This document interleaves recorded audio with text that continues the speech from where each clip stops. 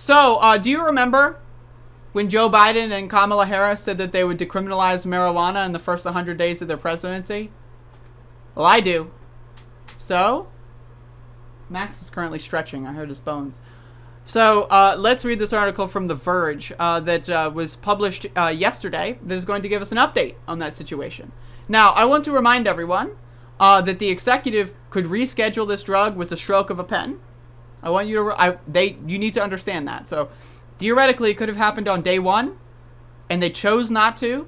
They are choosing to keep people in prison for non-violent drug offenses, which there is no such thing as a non-violent drug offense. Like, that just doesn't exist. What? That's called it's called sleep in your bedroom. You're fine, dude. You're chilling. Like, there's no, like, you're not like, what? I was arrested for a non-violent drug. Like, that doesn't exist. So I want you to understand that. Just a few years ago, it would have been unthinkable for a major political party to call for decriminalizing marijuana. But in 2020, the Democrats did just that.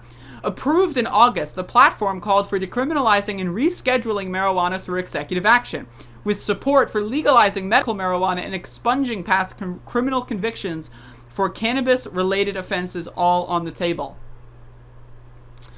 Democrats believe no one should be in prison solely because they use drugs. The platform states, Democrats will decriminalize marijuana use and reschedule it through executive action on the federal level. Now, those are two incompatible statements. I want you to understand, those are two incompatible. Democrats believe no one should be in prison solely because they use drugs, but they're only going to decriminalize marijuana?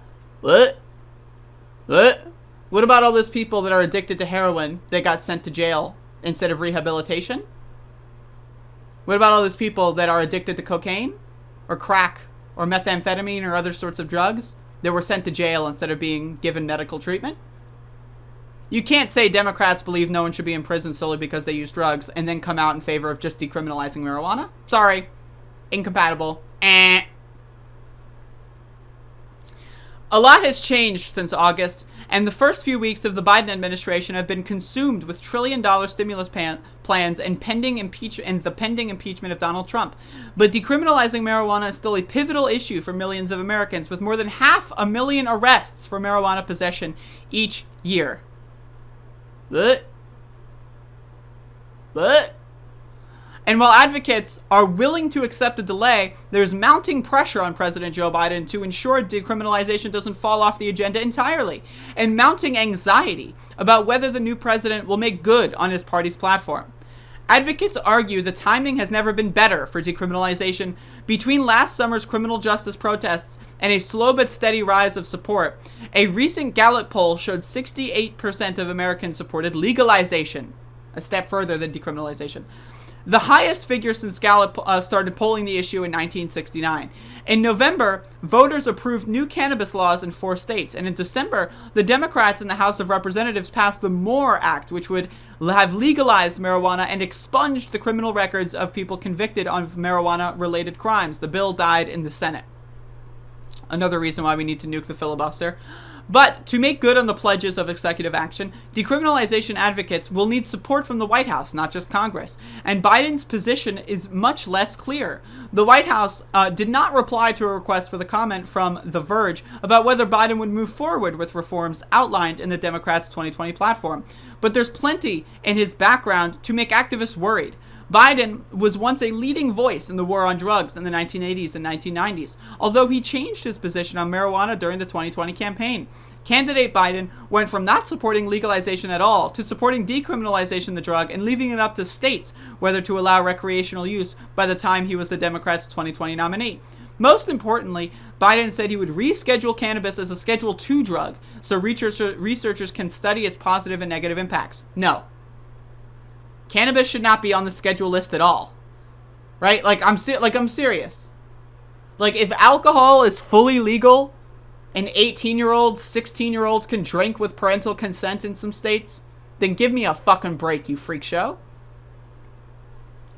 Despite Biden's mixed messages, legalization advocates think the issue is too popular and urgent for Biden to ignore. I think the Biden administration agrees with us, at least on the piece of expunging past records, says Martiza Perez, director of the Office of National Affairs at the Pro-Legalization Drug Policy Alliance. At this point, this is something the administration cannot ignore. The administration and this Congress have to do something. The Drug Policy Alliance wants Biden to fully deschedule cannabis, with the focus on criminal justice reform. The alliance also wants Biden to reinstate an Obama-era policy that blocked federal law enforcement from taking action in states where marijuana was legal. Perez also notes that legalization advocates may have an ally in Vice President Kamala Harris, a main sponsor of the MORE Act in the Senate, has been supportive of legalization in recent years. I'm very skeptical of that. Like Biden, Harris's views on legal weed have changed over time. In 2010, she opposed the ballot measure, which ultimately failed, to legalize cannabis in California. But in 2018, she co-sponsored Senator Cory Booker's Marijuana Justice Act to legalize marijuana at the federal level, mainly because marijuana laws are not applied and enforced the same way for all people, she said at the time. And Harris reiterated during her vice presidential debate with Mike Pence in October, remember the fly? That a Biden-Harris administration would decriminalize marijuana and expunge past weed-related convictions. So, again, that's extremely important. You need to know that she has put herself on the record, but also she's flip-flopped like 3 dozen times. So, hello, Max. Look at this dog. ACAB most certainly applies to Kamala. Abso-fucking-lutely. But yeah, you can read the rest of this article if you'd like. I just wanted to kind of like put this back into the zeitgeist. Remember, this is a very important thing that affects millions of people, including Max, because Max decided to invade my live stream on this extremely important subject. Yeah, so I just want to keep this in your consciousness. They promised this in the first 100 days.